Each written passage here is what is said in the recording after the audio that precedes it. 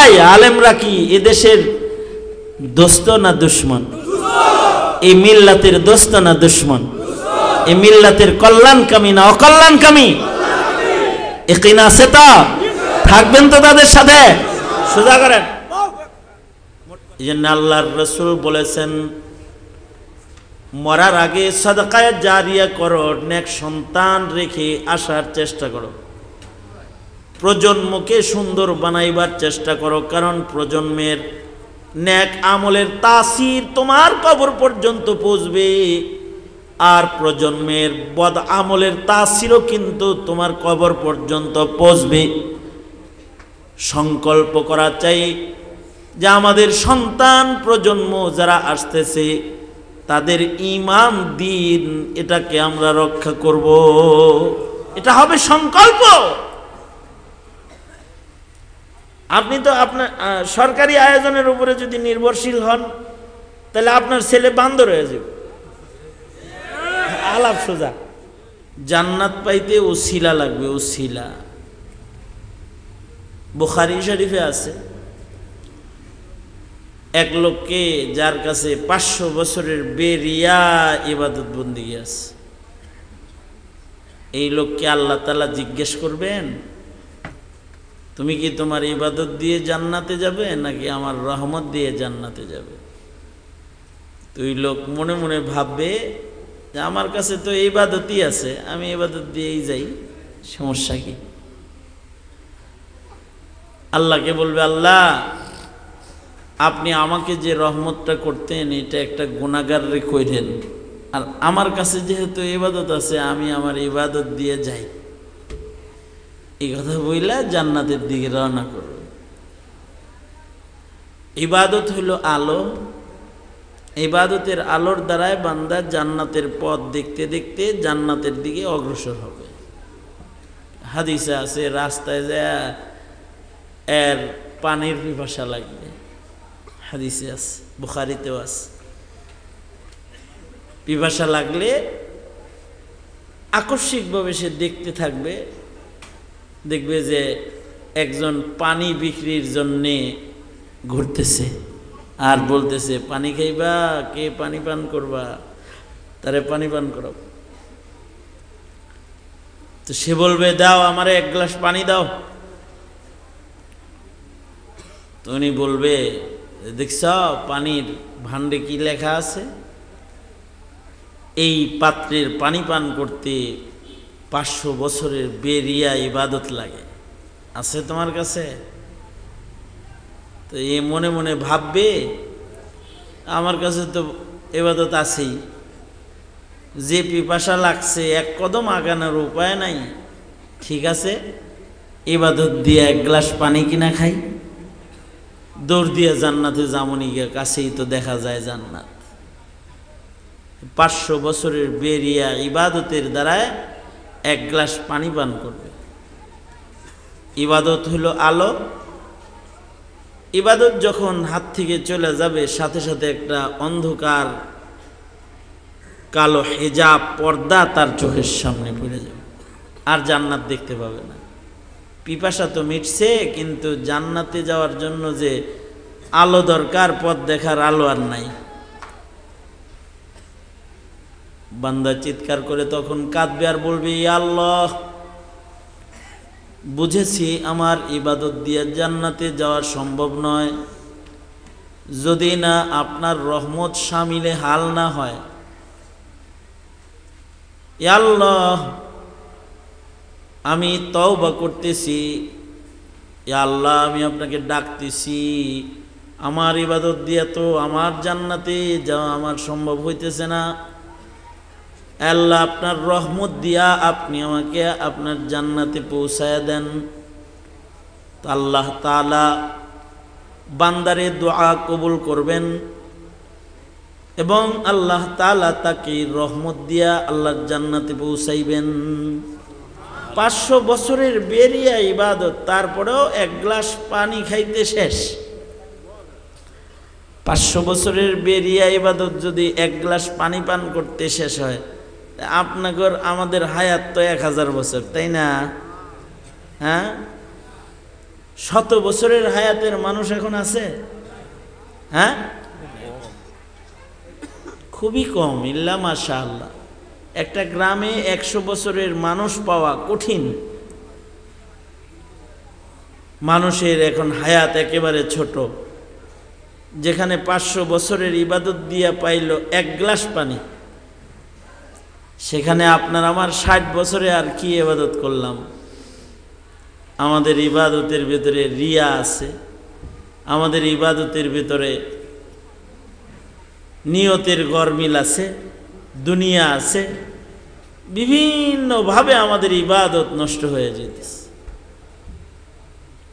এত নষ্ট ইবাদত দিয়েও কি ইবাদতের বলে জান্নাত পাওয়া যাবে? এজন্য আল্লাহ তাআলা কোরআনে কারীমে নির্দেশ করছেন, ইয়া আইয়ুহাল্লাযীনা আমানুত্তাকুল্লাহ ওয়াবতাগু ইলাইহিল ওয়াসিলা। হে ঈমানদারেরা, তোমরা আল্লাহকে ভয় করো এবং আল্লাহ পর্যন্ত পৌঁছার জন্য তোমরা উসিলা তৈয়ার করো। উসিলা বানাও, যে উসিলা দিয়ে আল্লাহর কাছে যাইতে পারবা। এজন্য আমাদের আকাবের বুজুর্গরা ছোট ছোট আমলকে উসিলা বানাইতেন।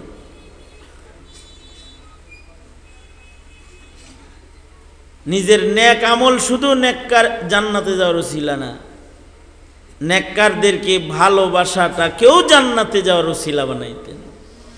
এই যে আপনারা বসে রয়েছেন, এটা আলেমদের ভালোবাসা, এইটাও জান্নাতে যাওয়ার উসিলা হইতে পারে। মালিক ইবনে দিনার রহমতুল্লাহি আলাইহি গুরুস্থানের পাশ দিয়ে হাইটা যেতেছেন, তো দেখে 2 লোক গুরুস্থানে বসে বসে লিস্টি করতেছে, কাগজ কলম হাতে আছে। তো মালিক ইবনে দিনার যায় বলে, এই আল্লাহর বান্দারা কি করতেছেন? কারা কারা দোজকি আর কারা কারা জান্নাতি তাদের লিস্টি করতেছে। মালিক ইবনে দিনার যায় এই 2 জনের কাছে বসে পড়ছে।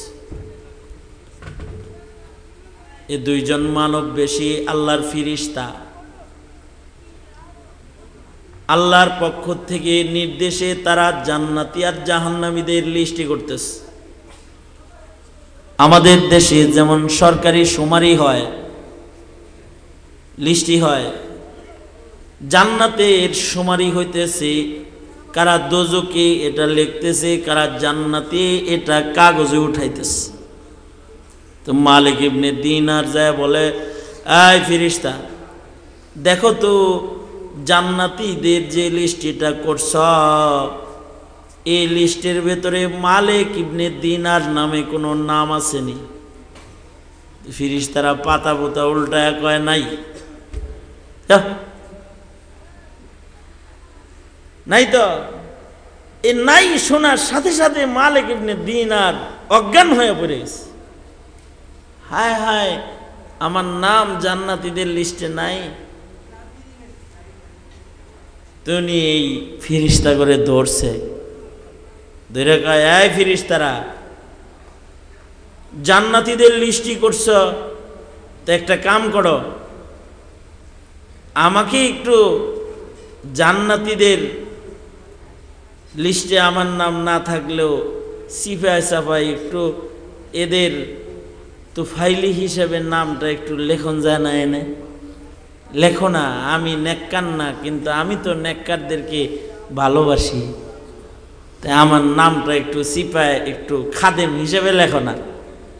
ফিরিস্তারা কি সমস্ত রসের আলাপ শোনে? ফিরিস্তা উদা হয়ে গেছে, নাই। মালিক ইবনে দিনার রহমতুল্লাহ আলাইহি এখান থেকে বেরোয় সোজা মসজিদে ঢুকছেন। ঢুইকা কাঁদতেছেন, উহিব্বুস সালিহিনা ওয়া লাস্তু মিনহুম লাআল্লাল্লাহা ইয়ারযুকুনি সালাহা। আল্লাহরে বলে, আল্লাহ, তোমার নেককারের লিস্টে যদিও আমার নাম নাই, কিন্তু আমি কিন্তু নেককার বান্দাদেরকে ভালোবাসি। কমাস কম আমার ভালোবাসার উসিলায় কি আমাকে নেককারদের লগে একটু গণন যায় না? খানা দানা বন্ধ হয়ে গেছি, পেরেশান হয়ে গেছি, ক্লান্ত পরিশ্রান্ত অবস্থায় মসজিদের ভেতরে পড়ে খালি তওবা করতেছে আর কান্না করতেছে। এই যে আল্লাহর ভয় নিয়ে কাঁদতেছে, এর ভেতরে স্বপ্নে দেখতেছি যে দুইজন ফেরেশতা আইছে। ওই যে দুই ফেরেশতার লগে দেখা হয়েছে, তারা আইসা কয়, শোনো, আমাদের খাতায় নাম নাই, তাতে কি? তুমি যে নেককারদেরকে ভালোবাসো, এই কারণে আল্লাহ তাআলা আল্লাহর খাতা যেটা আছে জান্নাতীদের, ওইটার ভেতরে তোমার নাম দেখা আসছি, কান্দো না, কান্না বন্ধ করো। এই নেককারদেরকে যে ভালোবাসা, এই কারণে তোমার নাম জান্নাতীদের খাতায় আছে। আমাদেরকে তো আর রসুল বলবে না তুই জান্নাতি, তুই জান্নাতি, তুই জান্নাতি, তুই জান্নাতি। যেমন আবু বকরকে আল্লাহর নবী বলছেন তুমি জান্নাতি, ওমরকে বলছেন জান্নাতি। একবার আল্লাহর রসুল এরকম আপনারা যেরকম বসে আছেন এইরকম দলের ভেতরে আল্লাহর নবী একটা ঘোষণা দিলেন, এই সাহাবীরা জানো, আমার উম্মতের ৭০,০০০ মানুষ একসাথে বিনা হিসাব দল ধরে আল্লাহর জান্নাতে ঢুকবে। এই কথাটা বললেন। একজন সাহাবী নবীর সামনে দাঁড়ায় বলতে লাগলো, আল্লাহর নবী, হিসাব দিয়া জান্নাতে যাওয়ার মতো সাহস আমার নাই। ও আল্লাহর নবী, আপনি আমার নামটা যেন আল্লাহ বিনা হিসাব জান্নাতীদের লিস্টে উঠায়া দেয়, একটু আল্লাহর একটু কন্যা নবীজিকে বলছে। আল্লাহর রাসূল সাল্লাল্লাহু আলাইহি ওয়াসাল্লাম হযরত উকাশাকে বললেন, এই ৭০,০০০ যারা বিনা হিসাব আল্লাহর জান্নাতে যাবে, তাদের ভিতরে তুমিও একজন। এই কথা শোনার পরে আর একজন দাঁড়ায় কয়, ও আল্লাহর নবী, তাহলে আমারেও একটু কন, আমিও যেন ৭০,০০০-এর একজন হই। আল্লাহর রাসূল বললেন, না, এই চান্স এমন পাইকারি চান্স সবার হয় না। সে দাঁড়াইছে, তার ভেতরে আগ্রহ আছে, ওইটা একটাই সুপারিশের চান্স ছিল, এটা কইরা লাইছি, আর পাইবে না, যাও। কত সুন্দর কিসমত যে আল্লাহর রসুল বললেন যে তুমি বিনা হিসাব জান্নাতে যাবে। কাউকে বললেন তুমি জান্নাতে যাবা, তুমি জান্নাতে যাবা, তুমি জান্নাতে যাবা। আমাদের এরকম কেউ বলবে? তাহলে আমাদের জান্নাতে যাওয়ার একটা বাহানা দাঁড় করাইতে হবে। হয়তো নিজের জিন্দেগির নেক আমলকে জান্নাতে যাওয়ার জন্য প্রস্তুত করতে হবে, নেক কাজ করতে হবে, অথবা যারা জান্নাতি তাদের সাথে একটা মোহব্বত পয়দা করতে হবে। এই আল্লাহর রাসূল সাল্লাল্লাহু আলাইহি ওয়াসাল্লাম উম্মতকে দোয়া শিখাইছেন, দোয়া করো, হে আল্লাহ, যে কাম করলে আপনার কাছে যাওয়া যায়, এ কাম আমারে দিয়ে করান, আর যাদের আপনি ভালোবাসেন তাদেরকে ভালোবাসার যোগ্যতাও আমাকে দান করেন। নামাজ পড়লে আল্লাহ পাওয়া যায়, কোরআন তেলাওয়াত করলে আল্লাহ পাওয়া যায়, ইবাদত করলে আল্লাহ পাওয়া যায়। আল্লাহর কাছে বলা, আল্লাহ আপনি আমাকে ইবাদতের মোহাব্বত দান করেন। আবার আল্লাহর কাছে যারা জান্নাতি বান্দা তাদের মোহাব্বত করলেও আল্লাহ পাওয়া যায়।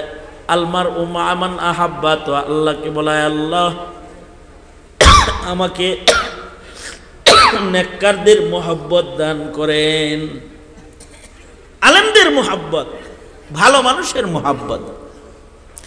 আমাদের দেশে আলহামদুলিল্লাহ প্রতিদিন হাজার হাজার মাহফিল হইতেছে, হাজার হাজার মাহফিলে হাজার হাজার শ্রোতা।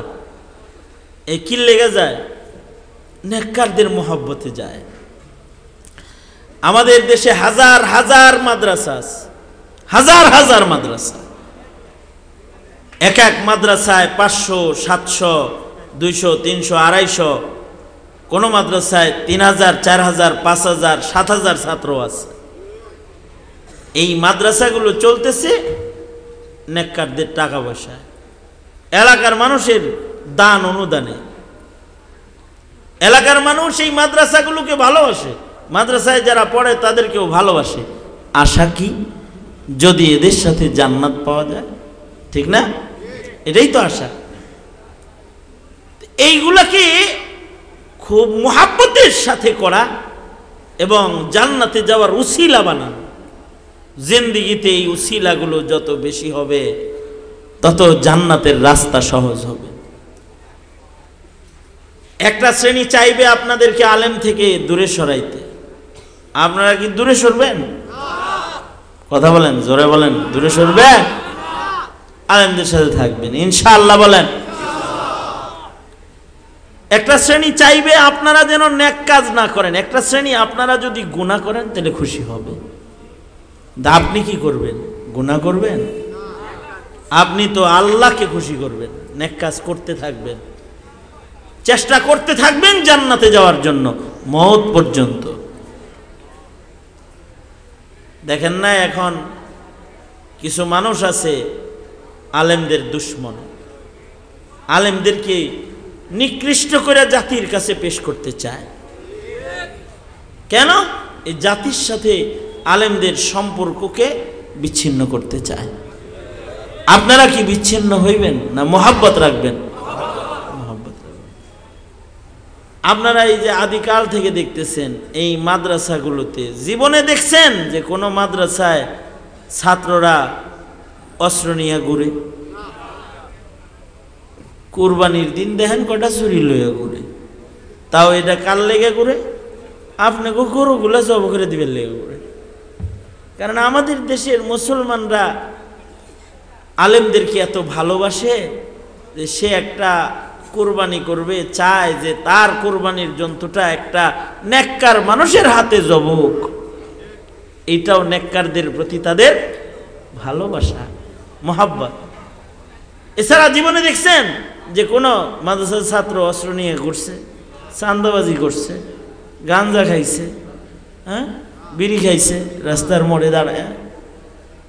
এরা কোরআন পড়তেছে, জিকির করতেছে, আওয়াবিন পড়তেছে, সুন্নতের সাজে চলাফেরা করতেছে।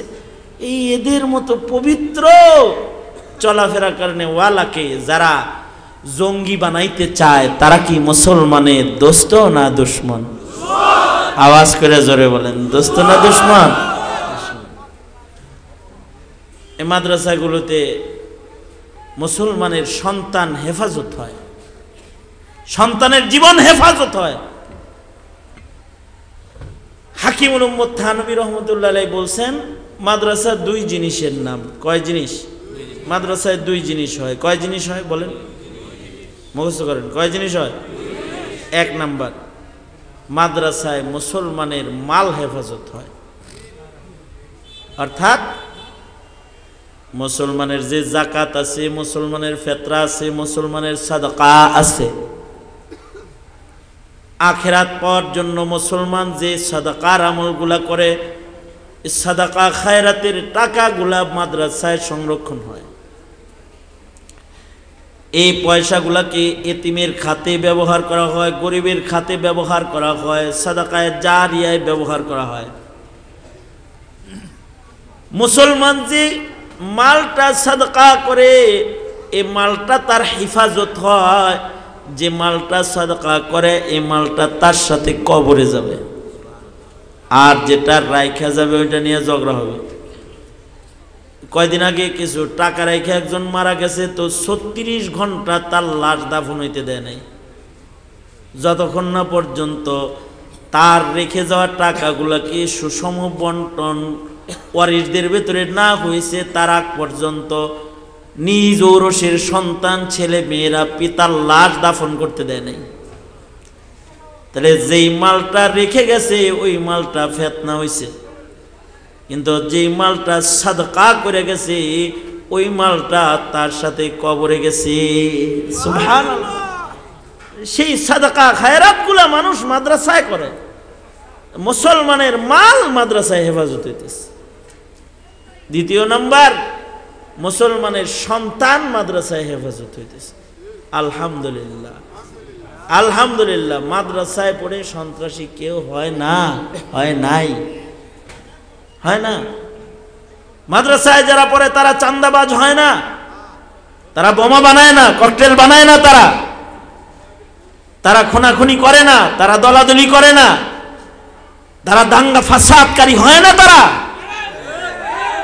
তারা তাহাজ্জুদ গুজার হয়, আওয়াবিন পড়নেওয়ালা হয়, চাষ্ট পড়নেওয়ালা হয়, জিকির করনেওয়ালা হয়, তেলাওয়াত করনেওয়ালা হয়।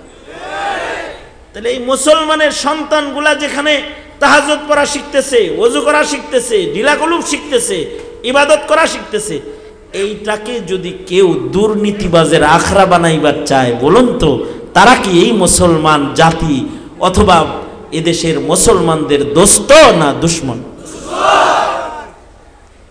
এই দেশে মাদ্রাসা না থাকলে জানাজা পড়ানোর মানুষ পাইতেন না মিয়া। এখনো পর্যন্ত মাদ্রাসা, দাওয়াত তাবলীগ, হক্কানি পীর মাশায়েখের খানকা, এই দিয়েই তো দিন হেফাজত হইতেছে। এই তিনের বাইরে যারা চলতেছে তারা এখনো ওযু করা জানে না, এখনো কালেমা পড়া জানে না, এখনো 2 রাকাত নামাজ পড়া তারা জানে না, গোসল করাও জানে না, ফরজ গোসল জানে না, কালেমা পড়তে বললে পড়তে পারবে না, সূরা ফাতিহা পড়তে বললে পড়তে পারবে না। মাদ্রাসাগুলোকে সচল রাখুন ইনশাআল্লাহ, বলুন ইনশাআল্লাহ। শুধু মাদ্রাসা না, সবাহি মক্তব যেগুলো ইহুদি চক্রান্ত হলো সকালবেলার মক্তব বন্ধ করো, এটা হলো ইহুদিদের চক্রান্ত। কেজি স্কুল সকালে, ব্রাক সকালে, আশার সকালে, যত স্কুল আছে, ক্যাডেট স্কুল, কিন্ডারগার্টেন, সব সকাল ভোরবেলা। যখন এই ছেলেরা দোয়া কালাম মুখস্থ করবে, আজান মুখস্থ করবে, সূরা মুখস্থ করবে, কিছু মাসালা মুখস্থ করবে, ওই সময় এখন স্কুল। আগে তো তাও এই মক্তবগুলো জারি থাকাকালীন মুসলমানরা কালেমা পড়তে পারছে, জরুরি সূরাগুলা মুখস্থ ছিল, কিন্তু এখন তো কালেমাও পারে না। মুসলমানের সন্তান এখন কালেমা পড়াও জানে না, কালেমায় শাহাদাত উচ্চারণ করা জানে না। বলুন তো তাহলে আগামীর প্রজন্মের অবস্থা কি হবে? এই যে মক্তবগুলো বন্ধ হইল, কিন্ডারগার্টেন স্কুল চালু হইল, আর কেজি স্কুল চালু হইল, মক্তব তালা লাগলো, ছেলেগুলা যে কালেমাও ভুলে গেল, কয়দিন পরে তো ঘরে ঘরে নাস্তিক দেখা দিবে, ঘরে ঘরে নাস্তিক দেখা দিবে, যারা ইসলামকে অপছন্দ করবে। এখনই হয়ে গেছে। এখন ইহুদ নাসারার কালচার পছন্দ যতটা করে, ইসলাম কি অতটা পছন্দ করে? এই বিশ্বকাপ খেলা হয়েছিল যে এই সময়, জার্সিরে যে পছন্দ করে, পাঞ্জাবি রেখে ওই পছন্দ করে, পতাকারে যে পছন্দ করে, টুপি রেখে অত পছন্দ করে। এই যে মুসলিম মিল্লাতের ইমানি অধপতন যেটা দিন দিন বাড়তেছে, এটাকে থামান আল্লাহর রাস্তা। যদি এটাকে না থামান, তাহলে ভবিষ্যৎ প্রজন্মকে নিজের ঔরসের ভেতরে বেঈমানের সংখ্যা বেড়ে যাবে, যা আপনার কবর জগতে আযাবের কারণ হবে, আমার কবর জগতে আযাবের কারণ হবে। প্রজন্ম হালাক হয়ে গেলে পরে তো কবরে যেও শান্তি পাইতেন না। তবে যদি রক্তের ভিতরে যদি ওয়ালাদি সালেহ কেউ রেখা যায়, সন্তানগুলা যদি কোরআন পড়নেওয়ালা হয়, নামাজ পড়নেওয়ালা হয়, ইবাদত বন্দিগি করনেওয়ালা যদি হয়, নেক সন্তানদের নেকির একটা হিস্সা পিতা মাতা কবরে শুয়ে শুয়ে পায়। বংশের ভেতরে নেক কাজ করনেওয়ালা মানুষ থাকলে এই বংশের নেক কাজের হিস্সা তাদের উপরের ময় মুরব্বীরা পাইতে থাকে। এই জন্য আল্লাহর রাসূল বলেছেন, মরার আগে সাদাকায়ে জারিয়া করো, নেক সন্তান রেখে আসার চেষ্টা করো, প্রজন্মকে সুন্দর বানাইবার চেষ্টা করো, কারণ প্রজন্মের নেক আমলের তাসির তোমার কবর পর্যন্ত পৌঁছবে। আর প্রজন্মের বদ আমলের তাসিরও কিন্তু তোমার কবর পর্যন্ত পৌঁছবে। সংকল্প করা চাই যে আমাদের সন্তান প্রজন্ম যারা আসতেছে তাদের ঈমান দ্বীন এটাকে আমরা রক্ষা করব। এটা হবে সংকল্প। আপনি তো আপনার সরকারি আয়োজনের উপরে যদি নির্ভরশীল হন তাহলে আপনার ছেলে বান্দর হয়ে যাবে, আলাপ সোজা, ইনসানও থাকবো না, বানর হয়ে যাবে। যদি এগুলো মুত্তাকি বানাইতে চান আয়োজন আপনার করতে হইব। আপনি দেশের সরকার না হইলেও আপনি একটা ঘরের সরকার, যে ঘরের বাজার আপনার টাকায় চলে, যে ঘরের পোশাক আপনার টাকায় কেনা হয়, আপনি এদেরকে শাসন করেন, আপনার সন্তান শাসন করেন, আপনার পরিবারকে শাসন করেন, তাদের কোরআন পড়নেওয়ালা বানান, তাদের ইবাদত করনেওয়ালা বানান, দায়িত্বশীল হন, জান্নাতের দিকে আগান, দুজকের দিকে আগায়েন না। এই দুনিয়া আসল না, মুত্তাকি মুমিন তাদের জন্য আল্লাহ তাআলা জান্নাতের সুখ রাখছেন একটা, যেটা কল্পনা করার মতো না। ওইটার জন্য লালিত হন, ওইটার জন্য আশা কামনা দিলের ভেতরে আনেন, আর আসেন ফিকির করি সবাই মিলা জান্নাতে যাওয়ার। ইনশাআল্লাহ বলেন। 5 ওয়াক্ত নামাজ পড়বেন তো? কারা কারা নামাজ পড়বেন? ধন্যবাদ তোলেন, বলেন ইয়া আল্লাহ ওয়াদা করিতেছি 5 ওয়াক্ত নামাজ আদায় করিব। চিল্লা এখন ইনশাআল্লাহ। আর আওয়াজ নাই? আরো জোরে করে বলেন ইনশাআল্লাহ। নামাজ পড়বেন তো? কোরআন পড়া শিখবেন, শিখাবেন সন্তানদের। আর তুলেও ওয়াদা করেন।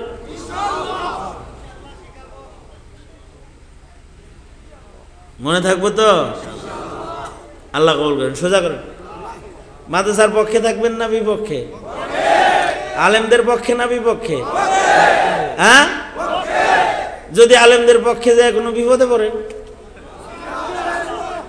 হ্যাঁ তাও রাজি? মাদ্রাসার পক্ষে থাকবেন তো? আলেমদের পক্ষে থাকবেন তো? এই আলেমরা কি এদেশের দোস্ত না দুশ্মন?